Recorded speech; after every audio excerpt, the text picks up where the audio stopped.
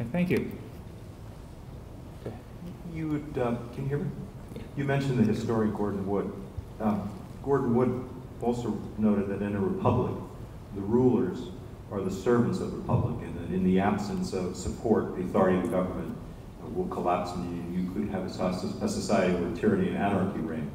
And if you look at some recent actions in the last year surrounding healthcare reform, some would suggest we're headed the same way. There's a congresswoman in Minnesota who urged her constituents not to pay federal healthcare taxes if healthcare reform became the law of the land.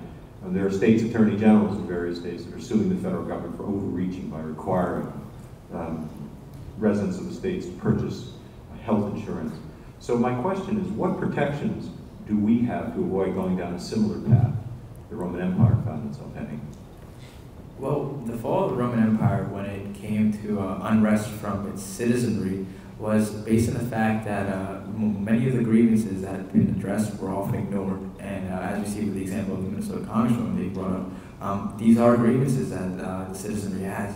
And the thing is, the only thing that's going to prevent our downfall is the establishment of, is an examination of these grievances and an application. Because as Gordon Wood said, and Aristotle said earlier, that it's inevitable that we may end up in a state of nature again if we have problems amongst a ruling class and an unfavorable class. So we need to work in duality with these two to make sure that the ruling class, aka the government in this case, is working once again for the people as established by the idea of a social contract. You spoke about how the government needs the support of the people or the consent of the governed. And one way in which we can do that regarding healthcare is that if the people do not agree with healthcare, do not agree with the bill that was just passed, is that through representation and voting, the people vote for who's representing them, who are creating these laws, who are passing these laws in Congress.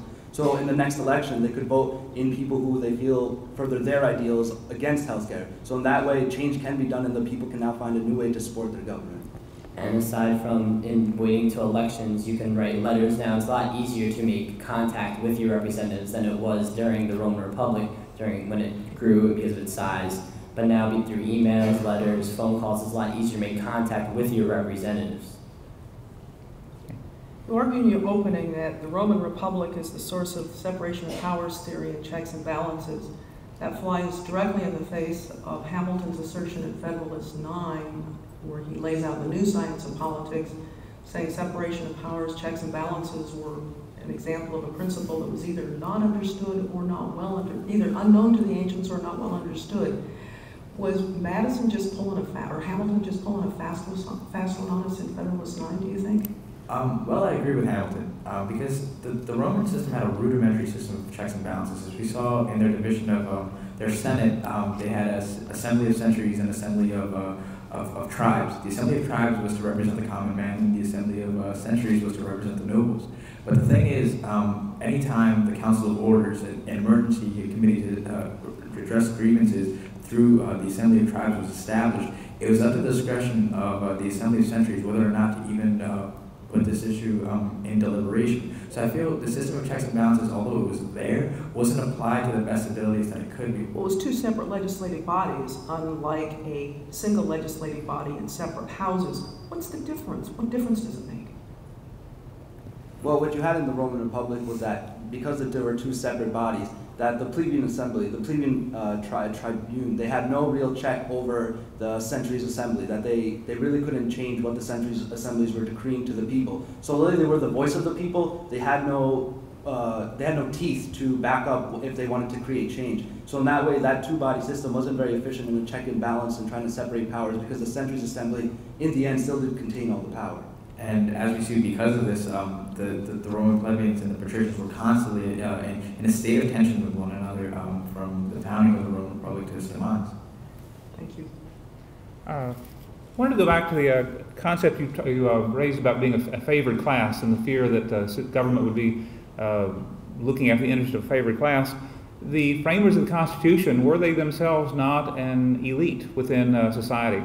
How did they were they being hypocritical, and was perhaps Madison being hypocritical in making this argument when in fact society was run in the interest of a very small elite of white land-owning males? While it is true that the founders did seem like an elite class, at the time it was almost essential that they were the ones that came together to draft our Constitution, because if they had gotten everyone involved, it would have led to too much deliberation and too much arguing among them, and they wouldn't have been able to come to a consensus. But besides this, once they were done, it's not like they said, all right, this is it, this is our Constitution. They sent it out to ratification committees, and all the states had to ratify it.